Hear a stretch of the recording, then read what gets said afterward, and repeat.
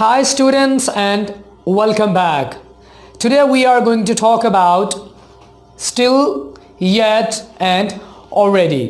दोस्तों ये तीनों के तीनों जो वर्ड्स हैं इन्हें हम इंग्लिश में एडवर्ब कहते हैं. So we are going to learn these three adverbs in today's lesson. This is Mohammad Waqas and you're watching me on English with Waqas. Let's start our lecture. दोस्तों still को आप उस situation में इस्तेमाल करेंगे जब आपने आगे वाले बंदे को ये बताना हो कि कोई काम अभी तक जारी है या कोई सिचुएशन अभी तक हो रही है.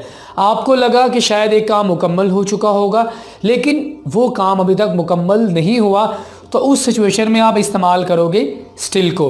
या आप इसको उस मकसद के लिए भी इस्तेमाल कर सकते हैं जब आपने ये बताना हो कि कोई काम बहुत ज़्यादा लंबा हो चुका है.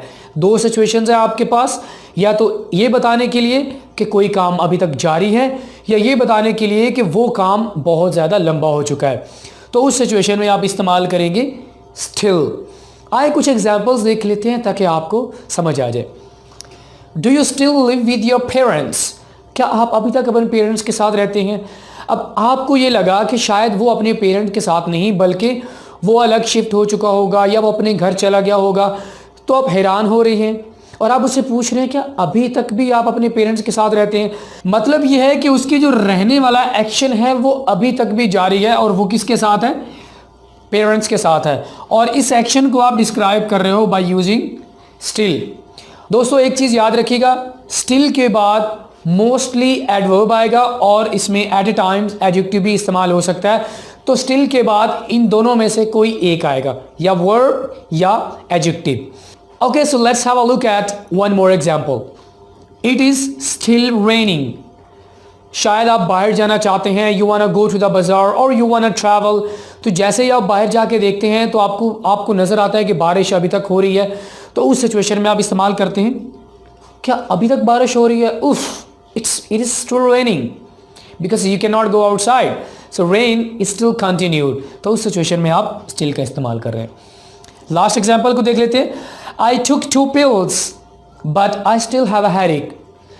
अब आपने 2 गोलियां ले ली हैं, 2 गोलियां लेने के बाद भी आपके सर का दर्द नहीं गया, तो आपने ये वाली रेमेडी अप्लाई की.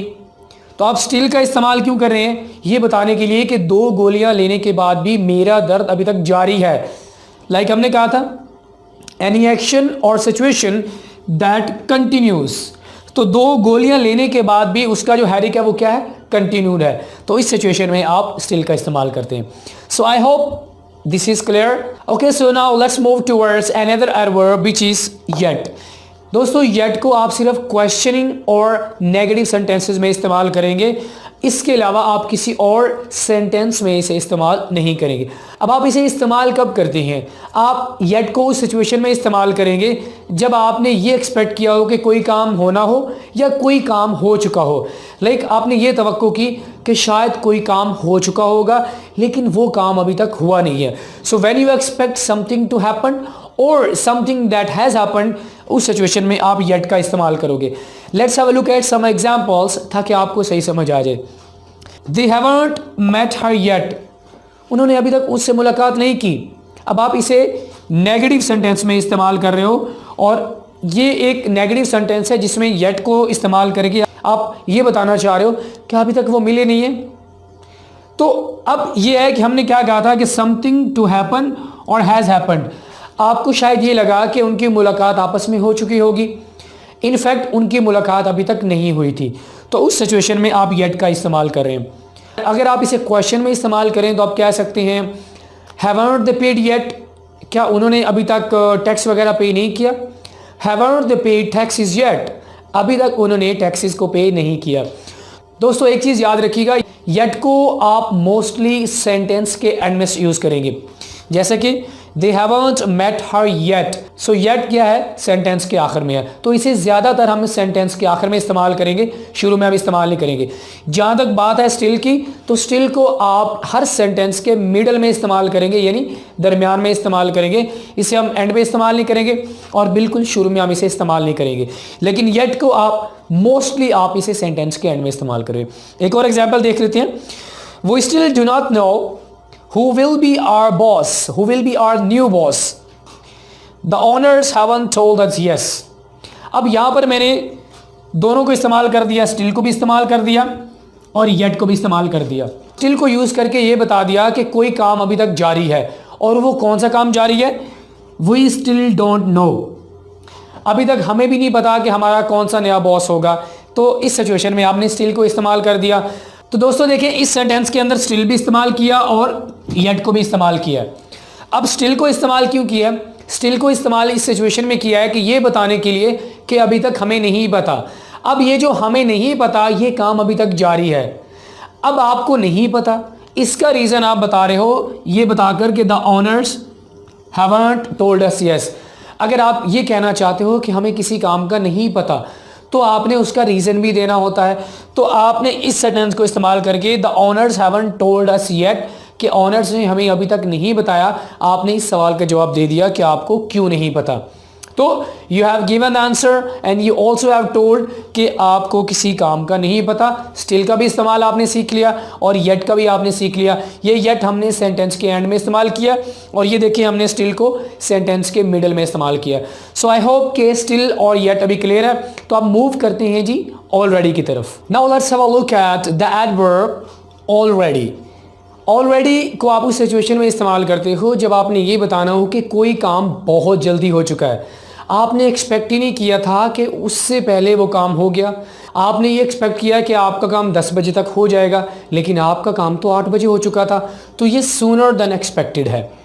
एक और इम्पॉर्टेंट चीज़ याद रखिएगा, ऑलरेडी को आप प्रेजेंट परफेक्ट या आप पास परफेक्ट में इस्तेमाल करेंगे, इसके अलावा आप इसे कहीं और इस्तेमाल नहीं करेंगे। एक और चीज़, ऑलरेडी को आप मोस्टली सेंटेंस के एंड में इस्तेमाल करेंगे और आप इसे पहले भी इस्तेमाल कर सकते हैं। अब चलिए कुछ एग्जांपल्स को देख लेते हैं। She has fix the phone already. Probably आपको ये लगा कि शायद उसने फ़ोन अभी तक फिक्स नहीं किया होगा, ठीक नहीं किया होगा। जब आप उसके पास गए तो आपने कहा कि मेरा फ़ोन ठीक हो गया, तो आपको पता चलेगा कि उसने पहले से फ़ोन को क्या कर दिया, ठीक कर दिया। तो it is happening sooner than you expected. तो उस सिचुएशन में आप ऑलरेडी को इस्तेमाल कर रहे हैं। Now let's have a look at another example. Have you both met already. आपका दोस्त कहीं से आया तो आप ये चाह रहे हैं कि आप उसकी किसी और से मुलाकात करवाएं।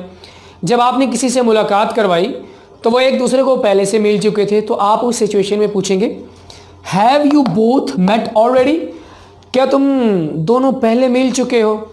ओके, तो आपने ये देखो ऑलरेडी इस सिचुएशन में इस्तेमाल किया कि something that happened sooner than expected.